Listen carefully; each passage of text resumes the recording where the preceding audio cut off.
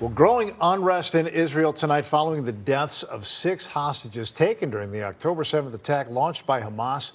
Thousands of Israelis taking to the streets demanding a ceasefire. New at 6, terrorism analyst and DePaul University professor Tom Makaitis is joining us live now to discuss. Tom, thanks so much for being here. We heard Israeli Prime Minister Benjamin Netanyahu speak out today while Biden has said he's not doing enough for a ceasefire to take place. Netanyahu had said that offering concessions now, he didn't feel like it was the time after these hostages were killed. What are your thoughts on this, and what should we expect moving forward, do you feel? Well, Netanyahu does not want a ceasefire because the minute one happens, he has to answer to the Israeli people for why the October 7th attacks occurred. And there's going to be a terrible reckoning for that. And he's done, why would you kill the negotiator who was the moderate leader of Hamas in Iran if you were serious about getting a ceasefire? But I think the pressure is mounting in Israel to such a degree that I think it's going to be hard for him to resist it. Well, you talk about that pressure that was really evident today with the demonstrations in Jerusalem. How would you rate the performance of the Biden administration as well as the partner nations who are trying to put the pressure on Netanyahu, who says, no, it should be on Hamas?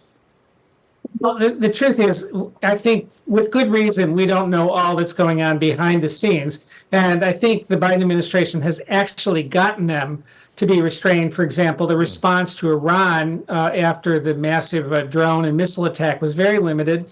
So was the response to Hamas after their attack. So I think we are having some leverage. But in an election year, it's a very touchy thing. And I think the Biden administration is constrained, and Netanyahu knows that. I think he's walking a tightrope and doing the best he can. That is President Biden not wanting to do anything that would affect the outcome of the election. But I think the more significant thing is it would be far better if the Israeli people bring enough pressure to bear on the Knesset to remove him. All it would take is the moderates in the Likud party to line up with the groups to the center and the left, and he could be removed. But he really is not going to go. He identifies himself with the well-being of his country, and it's not in his political interest to do that.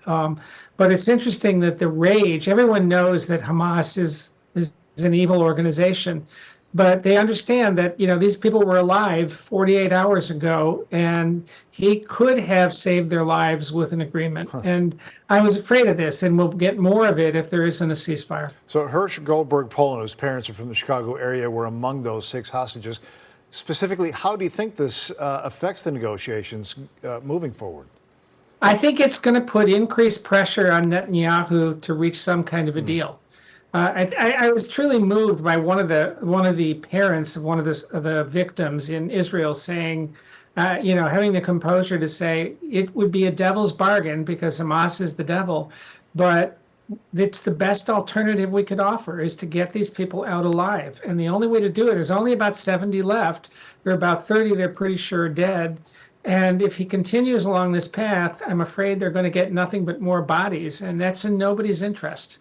I think, Sorry, Tom. We had heard that Israeli military officials said they were close to rescuing some of these hostages.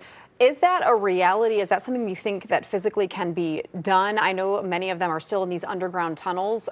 Is that possible, or will it still be, you think, months? No, you're putting Hamas in a situation they have nothing to lose by killing the hostages. If you say no matter what you do, we're going to keep coming after you, as opposed to giving them an out. I mean, at this point, even the Israeli Defense Forces have told Netanyahu this idea that you're going to destroy everyone in Hamas is not realistic. They want to redeploy forces to the north to deal with the Hezbollah threat. And he's adamant about going forward. There's close to 500 miles of tunnels under Gaza, very sophisticated with blast doors, with the ability to deal with poison gas.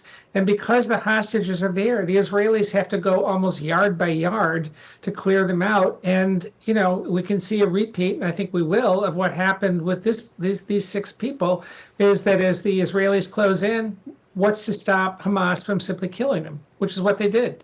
Execution style, gruesome, horrible, unconscionable, illegal, but somehow it's got to stop. There's no way forward. All you're doing now is adding to the legacy of bitterness on both sides. More misery.